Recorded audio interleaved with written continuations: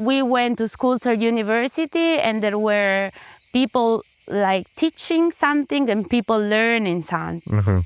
I think we need to reframe this idea of school. I think of agroecology as fight for autonomy and fight for life. Last week on The Deep Seed, we had an amazing conversation with Massimiliano Solano.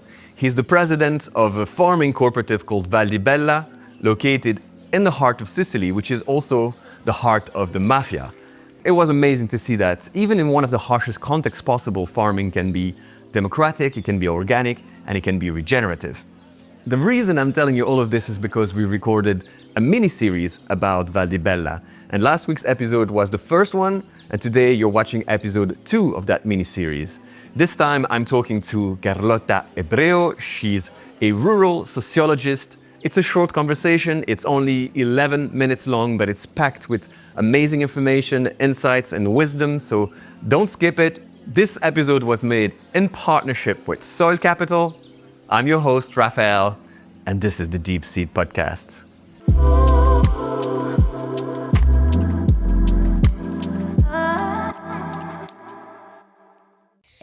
I'm Carlotta Ebbreo. I grew up in Palermo and I live nearby in the mountain national park called Mandonia. I'm trained as a rural sociologist, but I've been always working in agroecology. My role in the Valdibella, Scuola Pratica di Agroecologia di Valdibella, is I'm part of the team and I'm taking care especially of the social and political aspects of agroecology, creating a connection between what is food production and what is community production and social change. Great. You mentioned the School of Agroecology. Could you tell us more about this?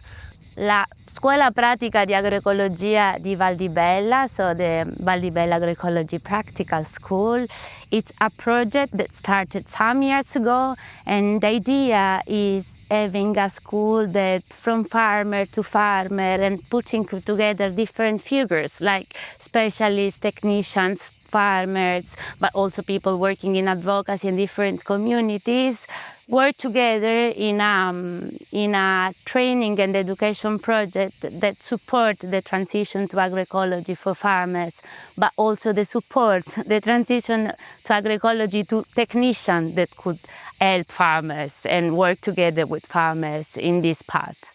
Okay, so there's a desire to transition to agroecology from the farmers within the cooperative here in the region, but it's hard to get the knowledge across and make sure that everyone has the latest up-to-date science and knowledge, including the technicians, including the people working on the farms. Is that it?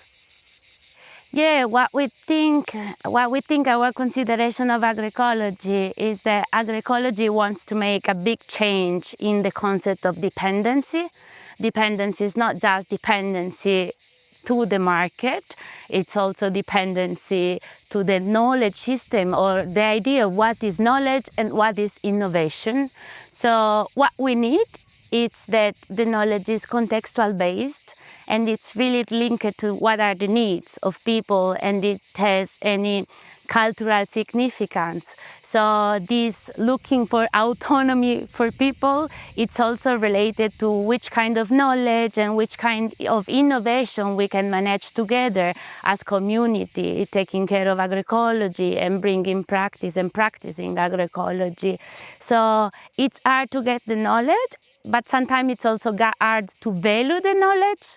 And so one of the main goals of agroecology and also of our agroecological school is to value local knowledge, also from different farming community, but at the same time is to find approaches and methodologies that put together scientific knowledge, expertise knowledge, farmers knowledge, technician knowledge. And so we've been trained in a way that we went to schools or university and there were people like teaching something and people learning something. I think we need to reframe this idea of school, and this is why we call it practical school, because we start from a context, we start from community, and we try to identify in which way different knowledge can collaborate together in an horizontal way to create the knowledge we really need for being autonomous, for really taking care of the land and the community we want to take care too.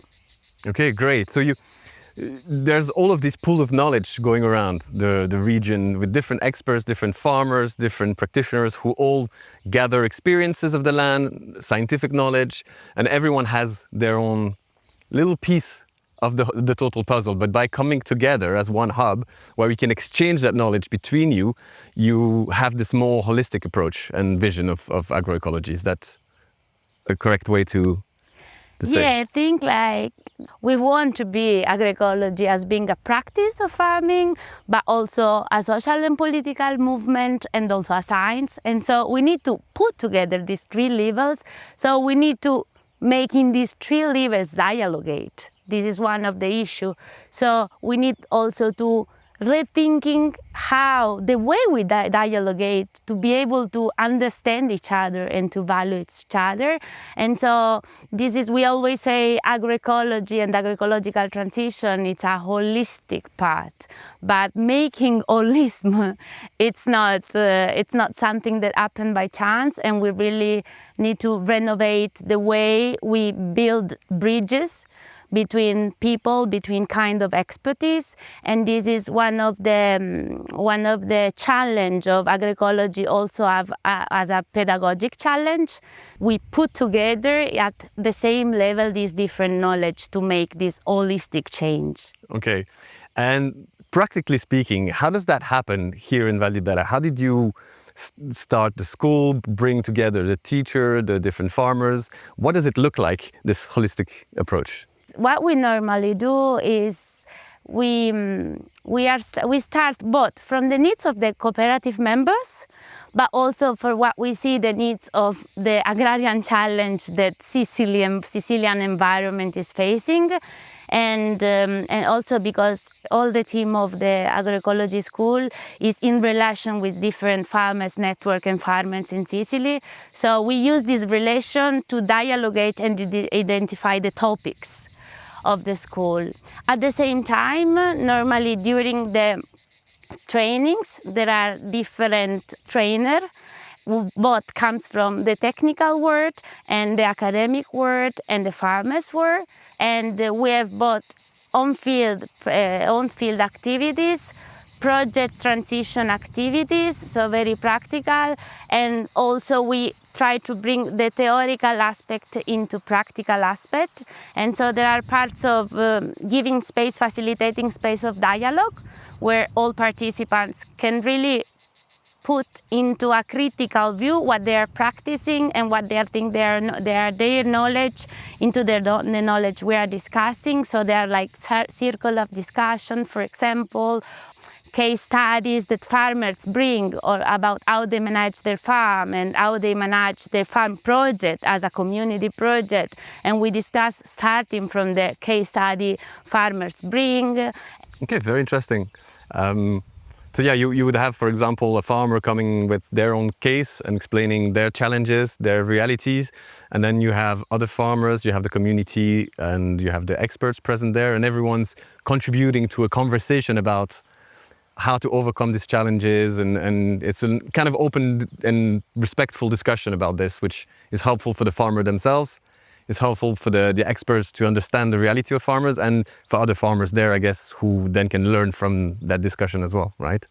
Yeah, I think one of the goals of the training is really we work together on a common vocabulary to make everybody in a comfortable position to speak about his her own knowledge her brings into the table.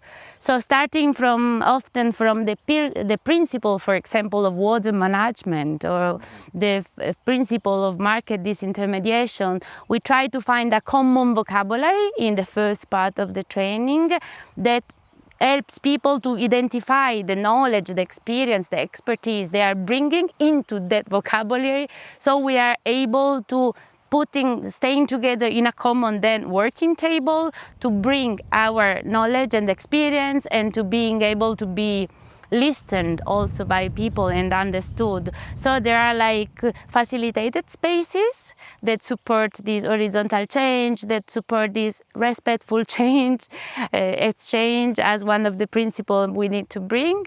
And then we also use this different support. So we also support people to bring, for example, photo bases or video or other kind of material that can help each other to understand what we are saying. And also in many practical spaces, when we do, for example, the project exercise for a farm, they are really practical experience where people can really bring what they know. So discussing, for example, we have been doing a training here in Massimiliano's farm, and Massimiliano and his family farms, and we have been working here about water management and key lines. So you see a group of people divided in working group that really from different like animal husbandry people and people coming from farming experience and agronomists, etc., they're working on different topic and goal about the farm transition, and so in common discussion and facilitated for having a respectful exchange. Great. One last question, maybe. If you could share one important message, what would you pick? I think as agroecology as fight for autonomy and fight for life. And it's for this reason it is very essential that no technical transition can be taught without a change in power relation. So we need to rethink all the learning and the education system for the agroecologist transition, but also the work and labor system for the agroecologist transition. Because without these changes and without autonomy in the market, there will be no technical transition that will be enough for changing and transforming this power injustice from where the agro-food system is based and we want to change. Fantastic. Thank you very much. Yes. Thank you.